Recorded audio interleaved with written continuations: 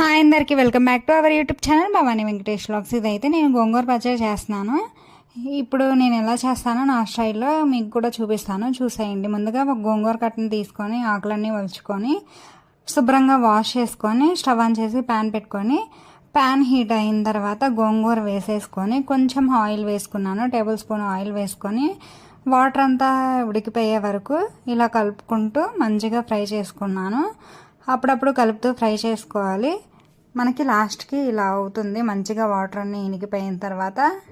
ఇంకా గోంగూర పక్కన పెట్టేసుకొని నేను ఇప్పుడు ఎండుమిర్చితో చేద్దాం అనుకుంటున్నాను పచ్చడి. అందుకే ఎండుమిర్చి 8 తీసుకొని చిన్న కట్ చేసుకొని ఆయిల్లో మంచిగా ఫ్రై చేసుకొని పక్కకు తీసేసుకున్నాను. ఇప్పుడు మిక్సీ జార్లో వేసుకొని 7 వెల్లుల్లి రెబ్బలు, 1/2 టేబుల్ స్పూన్ జీలకర్ర, 1/2 టేబుల్ స్పూన్ సాల్ట్ వేసుకొని మంచిగా గ్రైండ్ చేసుకున్నాను పౌడర్ లాగా. ఇలా అయిన తర్వాత మనం ఉడకపెట్టుకున్న గోంగూరను కూడా ఇందులో వేసుకొని ఇంకా మనకి దీన్ని తాలింపు వేసుకుంటే చాలా బాగుంటుంది పచ్చడి. ఇప్పుడు నేను తాలింపు కోసం ఆయిల్ పెట్టుకొని ఆయిల్ హీట్ అయిన తర్వాత 2 టేబుల్ స్పూన్లు తాలింపు దినుసులు, 1/2 టేబుల్ స్పూన్ జీలకర్ర, కొంచెం సాల్ట్, 3 ఎండుమిర్చి కూడా వేసి ఫ్రై చేసుకున్నాను. మంచిగా ఫ్రై అయిన తర్వాత కరివేపాకు కూడా వాష్ చేసుకొని వేసుకొని మొత్తం ఫ్రై చేసుకొని గోంగూరను అయితే దానిలోకి ట్రాన్స్ఫర్ చేసేసుకున్నాను తాలింపులోకి. చాలా బాగుంది పచ్చడి టేస్ట్ అయితే. మీరు కూడా ఒకసారి ట్రై చేసేయండి. నేనైతే ఎగ్ పొరుట్లాగా చేసుకొని 2 మిక్స్ చేసుకొని తినేసి, అలాగే మన వీడియో నచ్చినట్లయితే ఒక చిన్న లైక్, షేర్, సబ్స్క్రైబ్ ఇచ్చి సపోర్ట్ చేసేయచ్చు కదా. బాయ్ అందరికీ. Thanks for watching.